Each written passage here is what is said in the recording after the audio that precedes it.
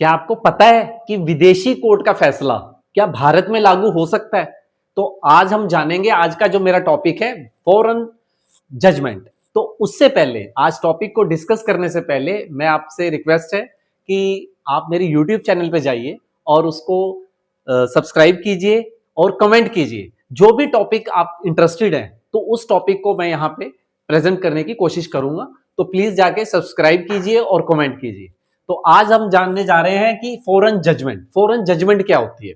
Foreign का मतलब है आउटसाइड इंडिया। आउटसाइड इंडिया जो कोर्ट जजमेंट देता है, जो भी कोर्ट है वो जजमेंट देता है। For example UK, Canada, Australia, USA, Germany, France, कहीं भी किसी भी कंट्री के अंदर आप अगर कोई जो कोर्ट है वो फैसला सुना रहा है तो क्या वो इंडिया में लागू हो सकता है?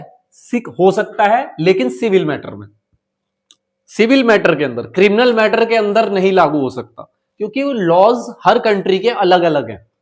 क्रिमिनल लॉज, सिविल लॉज जो हैं वो भी अलग अलग हो सकते हैं, बट ये सिर्फ सेक्शन 13 के अंडर जरूर होने चाहिए। अगर सेक्शन 13 को फॉलो कर रही है तो वो आप यहां पे अप्लाई हो सकता है। तो आज मैं बताने जा रहा हूं आपको फॉरेन जजमेंट। फॉरेन जजमेंट का एग्जांपल है सबसे बड़ा डाइवोर्स। अब सपोज कीजिए एक हस्बैंड एंड वाइफ है, इंडिया के अंदर उन्होंने मैरिज करी और वो यूएसए में चले गए, अमेरिका चले गए, वहां पे वो रहने लग गए, रेजिडेंट बन गए। रेजिडेंट बनने के बाद उनके बीच में डिस्प्यूट हुआ, तो डिस्प्यूट हुआ और साथ साथ ही उन्होंने डिवोर्स के लिए अप्लाई कर दिया। ट्रायल हुआ कोर्ट के अंदर, अमेरिका की कोर्ट में ट्रायल हुआ और उन्हें डिवोर्स मिल गई, तो उन्हें कोर्ट ने डिवोर्स दे दिया। अब वो इंडिया आए, अब इंडिया आए तो इंडिया जो कोर्ट है, इंडियन कोर्ट है, क्या वो उसको मानेगी? यस, बिल्कुल मानेगी, लेकिन सेक्शन 13 को फुलफिल करना चाहिए। इंडिया के सीपीसी, सिविल कोड प्रोसीजर जो है सेक्शन 13, उसको अगर वो फॉलो कर रही है तो वो क्या होगा? वो वैलिड होगा, वो होगा। वो सेक्शन 13 के बारे में हम जानने जा रहे हैं। अब मैं आपको बताने जा रहा हूं सेक्शन 13। सेक्शन 13 क्या होता है? रब कर रहा हूं मैं।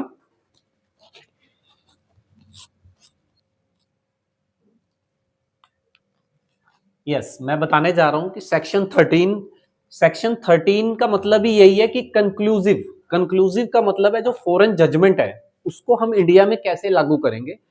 वो लागू हो जाएगी, वो लागू हो जाएगी सेक्शन 13 के अकॉर्डिंग, लेकिन एक्सेप्ट इन 6 केसेस, 6 केसेस को छोड़ के, मतलब 6, ये जो कंडीशंस हैं, 6 कंडीशंस अगर नहीं हो रही हैं तो वो लागू इंडिया में भी हो जाएगी। अब वो 6 केसेस क्या हैं वो बताने जा रहा हूं। सबसे पहले है lack of competent, lack of competent jurisdiction.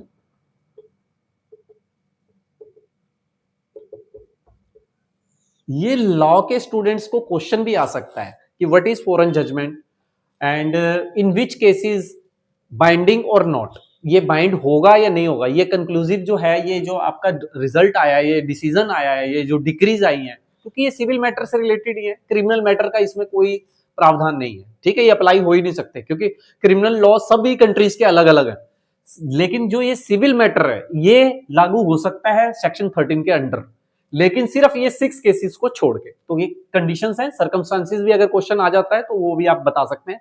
तो सबसे पहला है lack of competition, competent jurisdiction.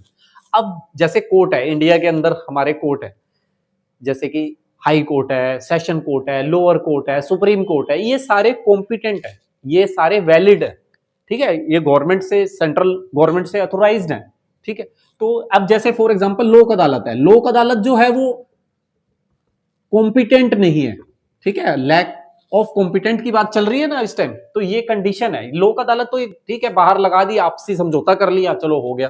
अब जरूरी थोड़ी है आपसी समझौता वो सही कंडीशंस हुई है नहीं हुई है, लेकिन एक कॉम्पिटेंट का मतलब है जैसे कोई वैलिड है। अब फॉर एग्जांपल अब एडवोकेट है कोई, अब उसका अगर बाहर का लाइसेंस नहीं है तो क्या वो वैलिड माना जाएगा? नहीं माना जाएगा। सेम ऐसे ही कोर्ट जो है, कोर्ट भी हमारी बिल्कुल जो लाइसेंस से बनी होनी चाहिए। फॉर एग्जांपल जैसे उसकी जुरिडिक्शन जो है वो अथॉरिटी के अंदर आनी चाहिए।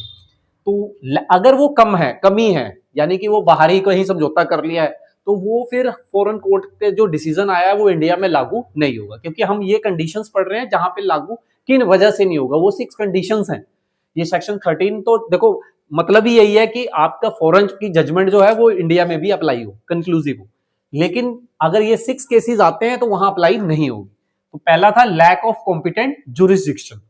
Second point is judgment not given on merit, judgement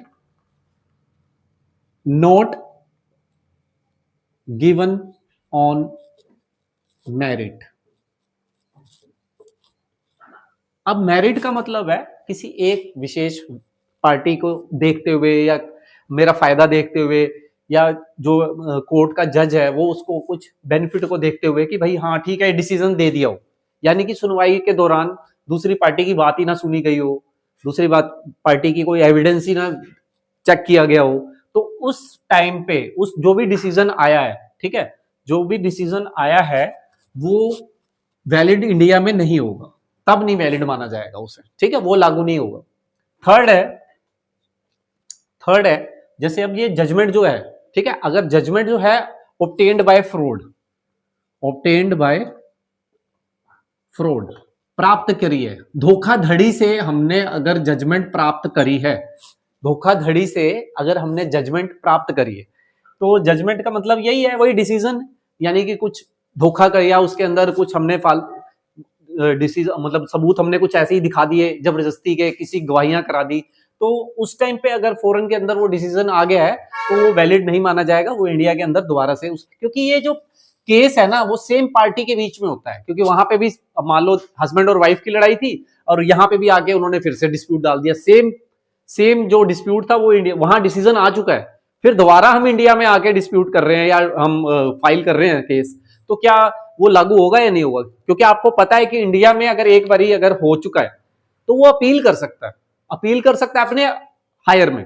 लेकिन इसका मतलब ये नहीं है कि डिसीजन ही चेंज हो जाए, वो तो हायर के ऊपर डिपेंड करता है कि क्या वो वाकई में है, क्योंकि 90% केसेस में देखो लोअर जो कोर्ट है वो बिल्कुल वैलिड प्रूफ के साथ ही कोई डिसीजन देता है।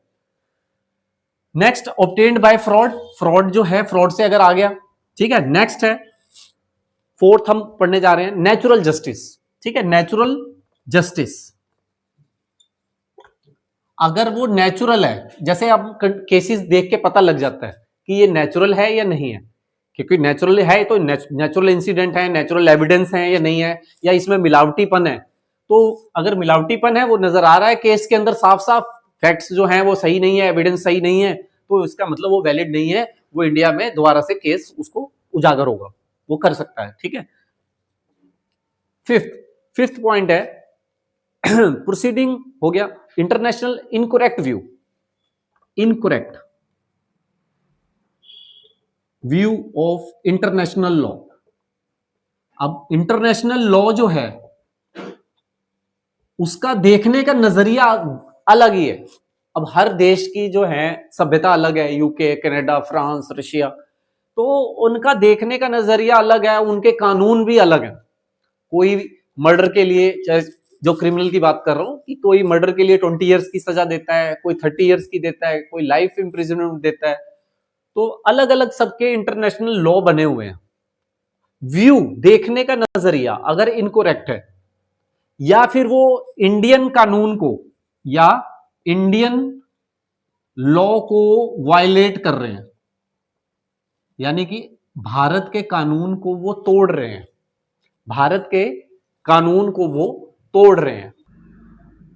इंडिया के कानून को तोड़ने का मतलब है जैसे किसी कंट्री के अंदर, अब मान लो किसी ने उधार लिया, बैंक से बोरो किया, सपोज करो हमने अमेरिका ले लिया, अमेरिका की कंपनी है, उसमें बैंक से ले लिया उसने लोन, और लोन किसके पर्पस के लिए लिया? बैटिंग के लिए, गैम्बलिंग के लिए। अब गैम्बलिंग के लिए ले लिया तो अब वो वहां पे वो जीत भी गया केस, लेकिन वो जब इंडिया में आया, ठीक है, तो इंडियन गवर्नमेंट ने भी उसके ऊपर केस डाल दिया, तो क्योंकि उसने लॉ जो है वो तोड़ा है, क्योंकि इंडिया की कानून कभी नहीं कहता कि आप गैम्बलिंग करो, जुआ जो है वो लीगल नहीं है, जुआ जो है वो लीगल नहीं है इंडिया के अंदर, तो वो आप इंडिया के लॉ को वायलेट कर रहे हैं, ठीक है, इंडिया के जो लॉ है अगर आप तोड़ रहे हैं। 6th पॉइंट है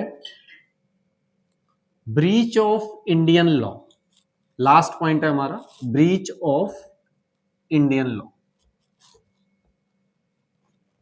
अब इसका सबसे बड़ा एग्जांपल है, जैसे अब मान लो कैसे वो तोड़ता है इंडिया के लॉ को, अगर तोड़ रहा है वो, इंडिया का लॉ क्या कहता है, जैसे फॉर एग्जांपल अमेरिका में एक पर्सन था मिस्टर एक्स, ठीक है, अमेरिका में मिस्टर एक्स ने बोरो किया मनी, बोरो किया बैंक से, किस पर्पस के लिए? गैम्बलिंग डेप्ट, गैम्बलिंग करने के लिए उधार लिया। कोई भी जुआ खेलने के लिए। आपको भी पता है कि इंडिया के अंदर गैम्बलिंग जो है वो इलीगल है, नहीं खेल सकते आप, ठीक है। मोस्ट ऑफ द स्टेट्स में नहीं है, एक आधे में है जहां पे गैम्बलिंग में, जैसे लॉटरी का गेम चलती है, केरला हो गया फॉर एग्जांपल, तो उसके अंदर एक लॉटरी आती है, चलती है, पहले पंजाब में भी चलती थी, हरियाणा में भी चलती थी, लेकिन वो गैम्बलिंग जो है वो इलीगल है, ठीक है। कोई कंपनी अगर कोई स्टेट चला रही है तो मेरे ख्याल से केरला ही है इस टाइम पे। तो अमेरिका के अंदर वो बोरो किया उसने बैंक से, गैम्बलिंग लिया, गैम्बलिंग डेप्ट के लिए, और वो क्या है कि वहां के कोर्ट ने उसको जजमेंट दे दी, फ्री कर दिया उसको, ठीक है जी, वहां की कोर्ट से वो बरी हो गया, एक्विट हो गया वो। लेकिन इंडिया के अंदर, इंडिया का कानून तो नहीं कह रहा ना ये, इंडिया के अंदर तो उसने तोड़ा है कानून, तो यहां पे वो कानून लागू नहीं होगा, वहां यहां पे दोबारा से केस डलेगा उसके ऊपर। तो ये 6 कंडीशंस थी, ये एक्सेप्ट इन 6 केसेस, यानी कि सेक्शन 13 जो है वो लागू होगा इंडिया के अंदर, सीपीसी, ठीक है। सिविल मैटर्स की बात चल रही है, सिर्फ क्रिमिनल मैटर की बात नहीं है। तो ये 6 कंडीशंस जो मैंने बताई हैं, ये 6 कंडीशंस तो अगर आती हैं तो वहां पे इंडिया के अंदर ये कानून लागू नहीं होगा, ये जजमेंट लागू नहीं होगा। ये जो जजमेंट आई है, फॉरेन की जजमेंट है। तो आज का ये टॉपिक था मेरा, नेक्स्ट टॉपिक के लिए जुड़े रहिए मेरे साथ। Thank you.